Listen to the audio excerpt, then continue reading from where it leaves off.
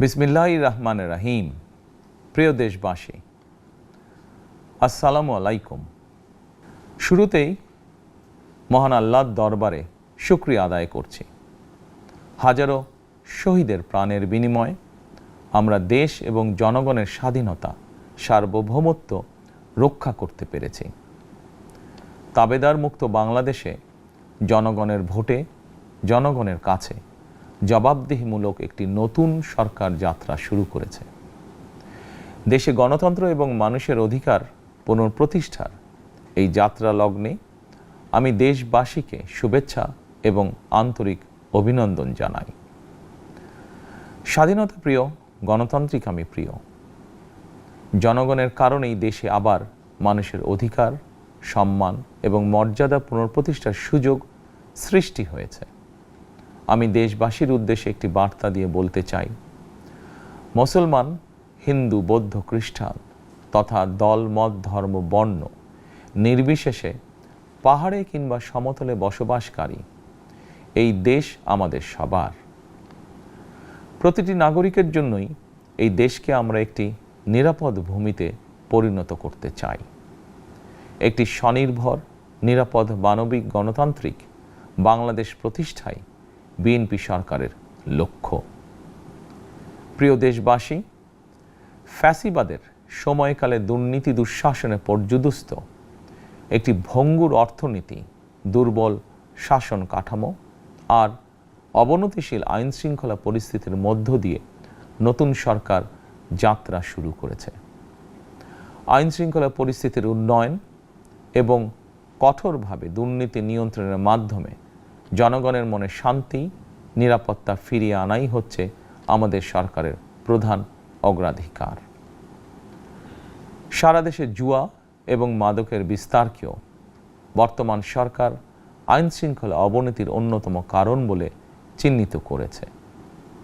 সুতরাং জুয়া এবং মাদক নিয়ন্ত্রণে আইন শৃঙ্খলা বাহিনী সব রকমের কঠোর পদক্ষেপ গ্রহণ করছে। জনজীবনে শান্তি ও নিরাপত্তা নিশ্চিত করতে সরকার সর্বোচ্চ উদ্যোগ গ্রহণ করছে। দেশের প্রতিটি সাংবিধানিক এবং সরকারি বেসরকারি প্রতিষ্ঠান চলবে বিধিবদ্ধ নীতি নিয়মে। দলীয় কিংবা রাজনৈতিক প্রভাব, প্রতিপত্তি অথবা জোর জবরদস্তি নয়। আইনের শাসনই হবে রাষ্ট্র পরিচালনার শেষ কথা। প্রিয় দেশবাসী, আগামীকাল থেকেই সারা দেশে শুরু হতে যাচ্ছে পবিত্র মাহে রমাদান। আমি দেশবাসীকে পবিত্র মাহে রমাদানের শুভেচ্ছা জানাই। রমাদান আত্মশুদ্ধির মাস। আমরা যদি আত্মশুদ্ধি শব্দটির মর্মার্থ উপলব্ধি করি, তাহলে এই মাসে মানুষের ভোগান্তি বাড়ার কথা নয়। যদিও আমাদের অনেকের মধ্যেই এই মাসটিকে ঘিরে ব্যবসায় অধিক মুনাফা লাভের প্রবণতা লক্ষণীয়। আপনাদের প্রতি আমার বিনীত আহ্বান, রমাদানের পবিত্রতা রক্ষার্থে এই মাসটিকে আপনারা ব্যবসা মুনাফা লাভের মাস হিসাবে পরিগণিত করবেন না। দ্রব্যমূল্য যাতে সাধারণ মানুষের নাগালের বাইরে না যায়, এ ব্যাপারে ব্যবসায়ীরা দয়া করে সতর্ক থাকবেন। হাজারো প্রাণের বিনিময়ে একটি মাফিয়া সিন্ডিকেটের পতন ঘটিয়ে রাষ্ট্র এবং সরকারের জনগণের অধিকার প্রতিষ্ঠার অঙ্গীকার নিয়েই আমরা রাষ্ট্র পরিচালনার দায়িত্ব গ্রহণ করেছি। বিএনপি সরকার সকল ক্ষেত্রেই অনাচার, অনিয়মের সকল সিন্ডিকেট ভেঙে দিতে বদ্ধপরিকর ইনশাআল্লাহ। ক্ষুদ্র, মাঝারি কিংবা ছোট বড় সকল ব্যবসায়ীদের প্রতি বর্তমান সরকারের দৃষ্টিভঙ্গি সহজ এবং স্পষ্ট। বর্তমান সরকার ব্যবসায়ী এবং ক্রেতা সাধারণ উভয় স্বার্থ রক্ষা করেই প্রয়োজনীয় পদক্ষেপ গ্রহণ করতে চায়।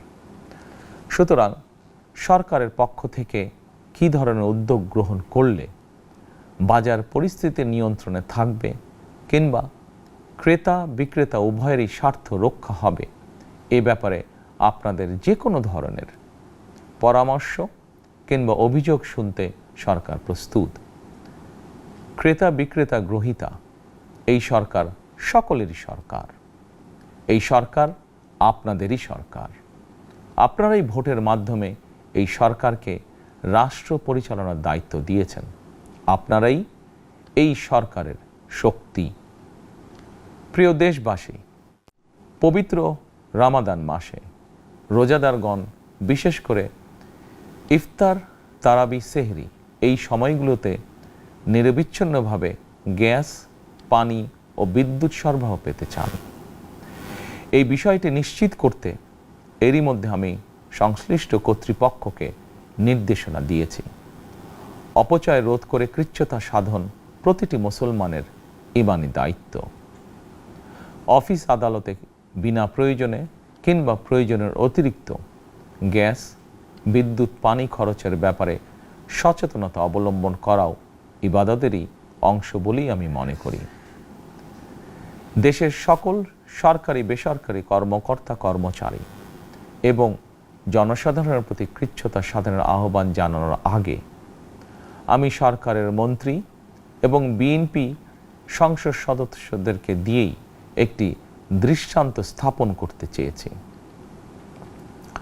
বিএনপির সংসদীয় দলের প্রথম সভাতেই আমরা সিদ্ধান্ত নিয়েছি, বিএনপি থেকে নির্বাচিত কোনো সংসদ সদস্য সরকারি সুবিধা নিয়ে ট্যাক্স ফ্রি গাড়ি আমদানি করবেন না এবং প্লট সুবিধাও নেবেন না। আমি আপনাদের সামনে বলেছিলাম, রাষ্ট্র পরিচালনার সুযোগ পেলে বিএনপি সরকার মহানবীর ন্যায়পরায়ণতার আদর্শ অনুসরণ করবে।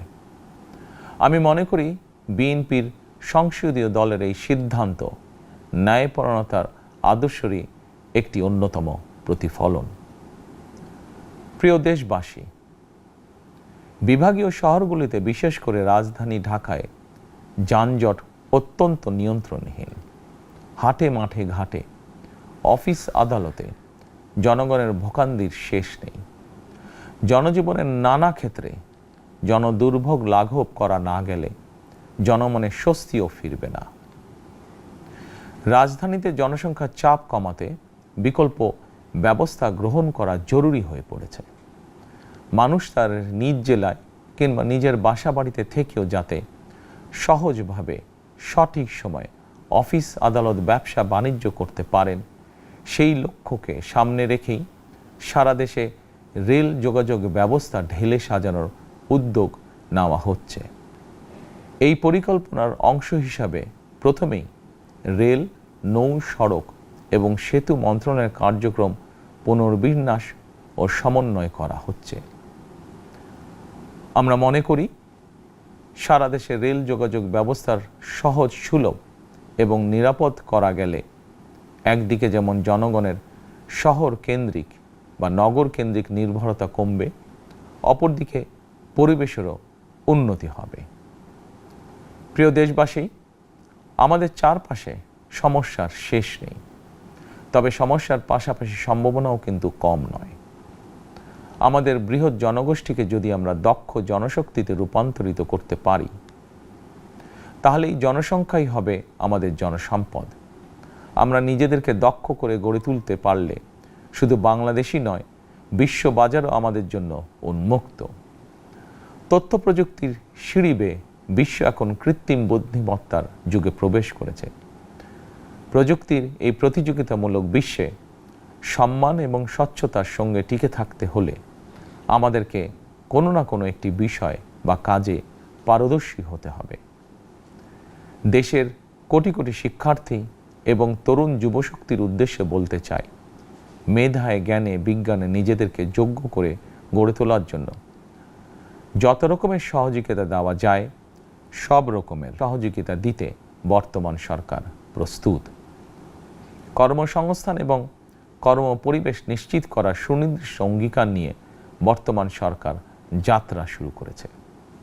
প্রিয় দেশবাসী, দীর্ঘ 18 বছর পর দেশে ফিরে গত বছর 25শে ডিসেম্বর আমি বলেছিলাম, দেশ এবং জনগণের জন্য আই হ্যাভ এ প্ল্যান। 12ই ফেব্রুয়ারি জাতীয় নির্বাচনের আগে দেশের বিভিন্ন স্থানে ঘুরে আমার প্ল্যান, পরিকল্পনার অনেক কিছু আমি আপনাদের সামনে তুলে ধরেছিলাম।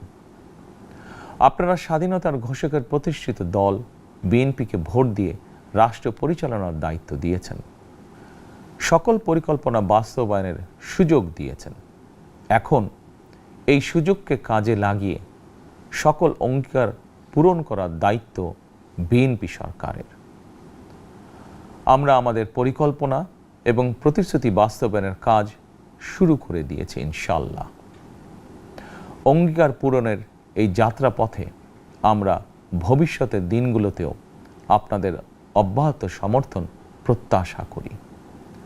প্রিয় দেশবাসী, সরকার প্রধান হিসাবে আমি দেশবাসীর উদ্দেশ্যে একটি বিষয়ে প্রতি দৃষ্টি আকর্ষণ করে বলতে চাই।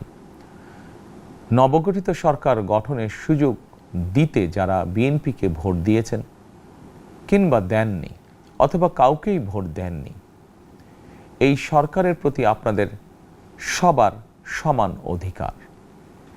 বিএনপি সরকার বিশ্বাস করে দলমত, ধর্ম, দর্শন যার যার, রাষ্ট্র সবার। এই দেশে, এই রাষ্ট্রে একজন বাংলাদেশি হিসাবে আপনার, আমার, আমাদের প্রতিটি বাংলাদেশি নাগরিকের অধিকার সমান। প্রিয় দেশবাসী, আল্লাহ আমাদের সবাইকে নিরাপদ এবং সুস্থ রাখুন। আল্লাহ আমাদের সকলকে ইতিবাচক পরিকল্পনাগুলো বাস্তবায়নের তৌফিক দিন। পবিত্র রমাদান মাস শুরুর শুভ লগ্নে আল্লাহর দরবারে এই নিবেদন রেখে আমার বক্তব্য শেষ করছি।